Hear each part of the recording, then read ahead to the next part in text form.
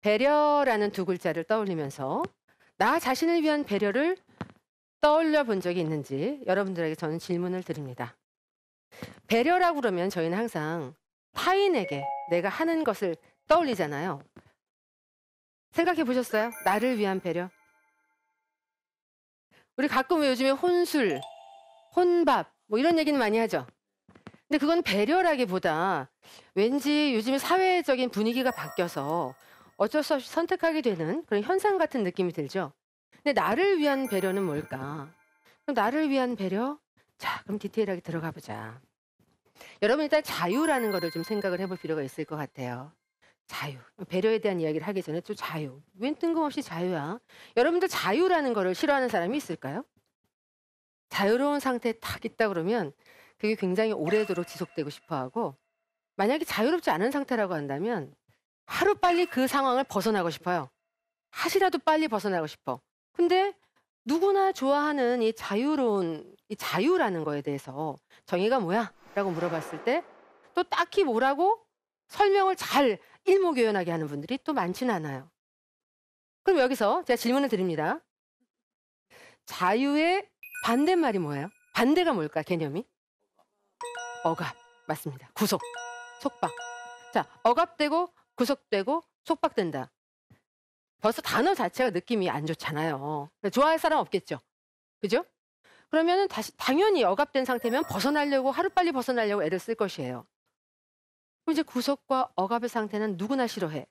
그럼 자유의 부작용이 뭐냐고 물어봤을 때는 듣도 보도 못한 질문이에요. 자유의 부작용이 뭐지? 뭐지? 라고 했을 때 바로 나올 수 있을까 없을까? 저도 그게 궁금한데 자유의 부작용이 뭐예요?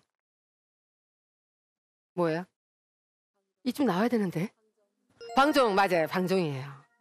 방종이라는 거는 그냥 거리낌 없이 말과 행동을 하는 상태를 방종이라고 하죠. 그럼 방종의 태도를 하는, 언행을 하는 사람 봤을 때 나하고 인간관계가 없는 사람 같은 경우에는 때로는 쿨해 보이고 멋있어 보일 수도 있어요. 와, 거침없다. 거침없이 말하네. 거침없이 행동하네. 왜? 멀리 있는 사람은 내가 뒷감당 안 해도 되니까요. 그죠? 그러나 나와 인간관계가 얽혀있는 사람의 경우에는 내가 뒷감당을 해야 될 수도 있고 때로는 내가 상처받을 수도 있어요. 그죠? 그래서 이 방종과 자유의 간극을 잘 알아서 그것을 지켜야만 나를 위한 자유를 줄 수도 있고 타인의 자유도 침해하지 않을 수가 있다. 자, 제가 이번 강의에서 또 이제 중요시하는 부분이 배려라는 부분에 대해서 중요시한다고 말씀드렸는데요. 제가 여러분들에게 같이 질문을 드리면서 생각해 보자라고 하는 게, 배려라는 두 글자를 떠올리면서 나 자신을 위한 배려를 생각해 본 적이 있나요? 라고 질문을 드립니다. 각자가 한번 스스로 질문을 해보세요. 배려? 배려는 내가 남한테 누군가에게 해주는 거 아니야? 혹은 누군가에게 해주는 거 아니야? 라고 생각들을 하실 거예요. 자, 배려. 근데 제가요, 학교에서 요즘에 교수로 있잖아요. 근데 교수로 있으면서 학생들에게 이렇게 진로 상담 같은 거를 하고 또 자신들 고민 상담을 제가 많이 해요. 많이 들어줘요. 듣는 거 좋아합니다. 듣다 보면 참 뜻밖에도 우리 20대에서 30대로 넘어가는 이 청년들이 자존감이 없다는 얘기를 많이 해요. 근데 너무 충분히 이쁘고요. 충분히 멋있고요. 충분히 발전 가능이 있고 충분히 열심히 사는데 자존감이 없다고 하는 거예요. 근데 이 자존감이 없다라는 사람들의 특징이 있어요. 어떤 특징이 있느냐? 내가 이렇게 말을 했을 때 저 사람이 이거 싫어하면 어떡하지? 내가 이렇게 똑바로 아이 컨택 하라고 했는데 이렇게 쳐다봤을 때 도전장 받는다고 생각하면 어떡하지? 그래서 이렇게 움츠려요. 내가 이런 행동을 하면은 눈엣 가시를 보면 어떡하지?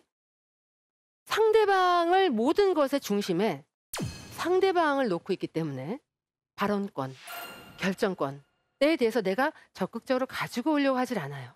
그래서 나의 생각을 표출을 안 해. 표현을 안 하려고 그래요. 왜? 하찮은 내가 당신의 심기를 건드리면 안 되잖아요. 라는 생각을 하는 거예요. 안타깝게도. 너무 멋있고 이쁘고 비전이 충분한 청년들이 말이죠. 근데 그럼 혹자들은 물을 거예요. 그거는요, 인간관계에 있어서 타인을 위한 배려 아니에요? 라고 물을 거예요. 근데 배려라는 것은요, 서로가 서로의 자유로운 의사 표현을 주고받으면서 그것을 존중해 주는 것입니다. 근데 만약에 하찮은 내가 당신의 심리를 건드리면 불편하지 않아요? 라는 식의 은연중에 그런 강박에 사로잡혀서 인간관계를 한다, 대화를 한다라고 한다면 나는 뭘 억압하고 있는 거죠? 나의 생각을 억압하고 있는 거고 나의 표현을 억압하고 있는 거예요. 나는 그 사람에게 자유롭게 나의 생각과 느낀바를 전달할 수 있는 권리가 있는 한 사람인데 그걸 스스로가 자꾸 억누르고 못하게 하고 그 사람의 눈치만 보게 되니까 자유로운 상태에서 동등한 인간관계라는 자체가 성립될 수가 없는 거죠. 그러니까 저 사람이 나에 대해서 어떻게 생각할지에 대해서 너무 주저하지 마시고요. 합리적이다라는 판단이 들었을 때는 그것을 주저하지 않고 표현을 하고 제안을 해주세요. 단 예의 바르게. 우리 말의 표현에도 여러 가지 방식이 있잖아요. 도전적으로 말하는 사람도 있고 예의 바르게 말하는 사람도 있고 예의 바르게 합리적으로 표현하는 거 그것이 바로 나에게 표현을 자유롭게 해줄 수 있는 나에게 내가 배려를 하는 그런 태도입니다. 그래서 저는 오늘부터 여러분이 나 스스로를 위한 배려를 할 수 있는 그런 사람이 됐으면 좋겠어요. 만약에 내가 나의 생각을 자유롭게 표출할 수 있는 그럼 나에게 배려심을 갖는 그런 태도로 살아가는 사람들이 많아진다면 자유롭게 서로를 존중해주면서 의사를 소통할 수 있는 의견을 수렴할 수 있는 이런 사회 분위기가 형성이 될 겁니다.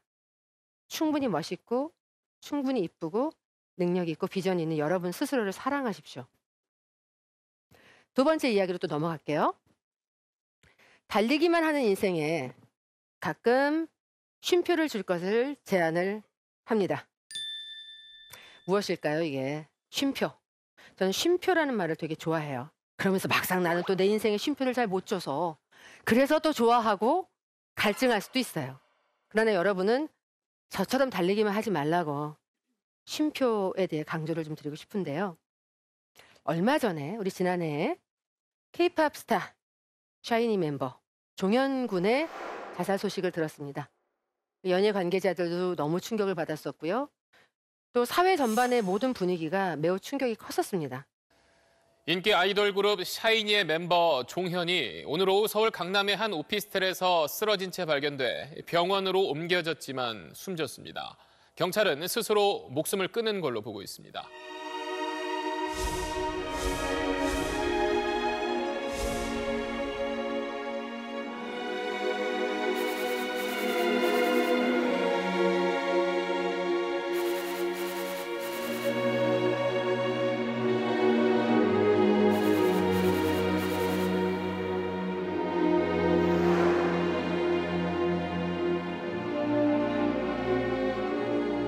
보도되는 뉴스를 봤을 때 뭐 칠레라든지 러시아라든지 해외 곳곳에 있는 팬들이 모여서 추모하는 그런 모습을 보기만 해도 아, 영향력이 어느 정도 있는 K-팝 스타로구나는 우리가 다 미루어 짐작할 수 있었어요. 자, 그렇다면 모든 것을 다 가졌다라고 해석이 가능한 그런 사람이잖아요. 자, 연예인 지망생이 전국적으로 전 세계적으로 상당히 많습니다. 그럼 연예인 지망생에서 아이돌 연습생에서 그렇게 어렵다는 데뷔를 했죠. 아주 유명한 기획사에 들어가서 연습생을 거쳐서 그 어렵다는 데뷔의 문턱을 넘었어요. 넘고 나서 한류 톱스타가 됐어요. 그렇죠? 그리고 계약을 하고 소속사하고 계약을 해서 한 10년 정도가 지나오면 돈도 많이 벌 수 있는 위치에 가 있습니다.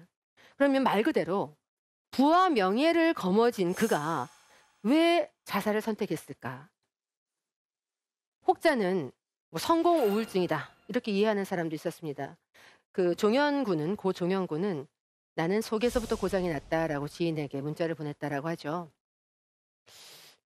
예전에 그 처칠 총리가 영국의 처칠 총리가 평생 자신을 휘감고 있었던 우울증을 블랙독이라고 표현을 한 데서 우울증에 대해서 우리가 블랙독이라고 표현을 하는 적도 있는데요.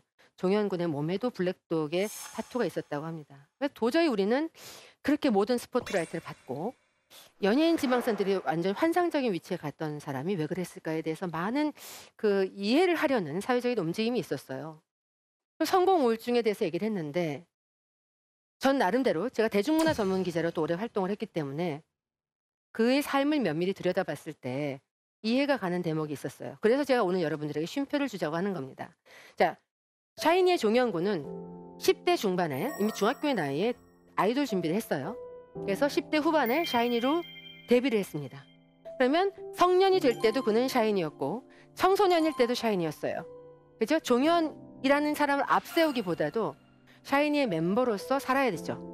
모든 스케줄을 내가 아닌 샤이니로서 움직여야 되기 때문에 내가 하고 싶은 거, 지금 당장 내가 먹고 싶은 거, 뭔가 지금 시급하게 나를 위해서 듣고 싶은 음악, 보고 싶은 영화, 뭐 만나고 싶은 친구, 성년식, 친구들과 하는 오붓한 파티, 이런 것들을 생각할 수 있는 마음의 여유가 없이 청소년에서 성인이 됐죠. 그렇게 되다 보니까 많은 사람들이 부와 명예를 다 가졌잖아 라고 하는 위치에 왔어도 그는 마음의 쉼표 없이 너무나도 달려왔기 때문에 아주 조그맣게 잠잠하게 나를 침범하고 왔던 그 우울증의 기운을 내칠 수 있는 에너지를 얻지 못했다고 생각을 합니다. 그래서 여러분들 인생에 삶의 스케줄에 배려를 좀 해주세요. 나를 위한 배려. 나 어떤 영화 좋아하지? 가끔 거울 보면서 생각하세요. 아, 나 어떤 머리를 좋아했고 어떤 머리가 좀 잘 어울렸다. 아, 나 어떤 안경 좋아하고 나 맞아 시계 좋아했지, 반지 좋아했지, 구두 좋아했지. 내가 좋아하는 것들에 대해서 의도적으로 자꾸 떠올리세요. 그리고 나를 위한 스케줄을 만드세요. 단 몇 시간이라도 좋아요. 일주일에 단 몇 시간이라도 좋아요. 누군가를 만나야 되는 약속, 공적인 업무, 공적인 수업 다 좋은데요. 그 와중에도 날 위한 걸 하세요. 등산하고 싶은 사람 등산이라도 하세요. 수영, 나 수영할 거 올해부터 수영이라도 하세요. 그래야만 나를 위한 방이 마련이 됩니다. 그 방은 오로지 나를 위한 배려를 할 수 있는 방이에요. 즉 순환이 될 수 있는 방인 거예요. 우울한 그런 에너지들은 너무나도 쉼없이 달리는 사람에게 침범을 하는데요. 그건 독소가 됩니다. 그래서 내 삶을 갉아먹게 되고 결국 나를 피폐해지게 만들기 때문에 여러분들, 지금 무한한 가능성이 있는 여러분들, 또 지금 이 프로를 함께 보시는 시청자분들에게 너무 쉴 새 없이 가열차게 달리기만 하시는 분들에게는 나를 위해서 내가 뭘 좋아하는지를 생각을 하고 그것을 한 가지씩만이라도 아주 정기적으로 좀 할 수 있는 것을 만들기를 저는 제안을 드리고 싶습니다.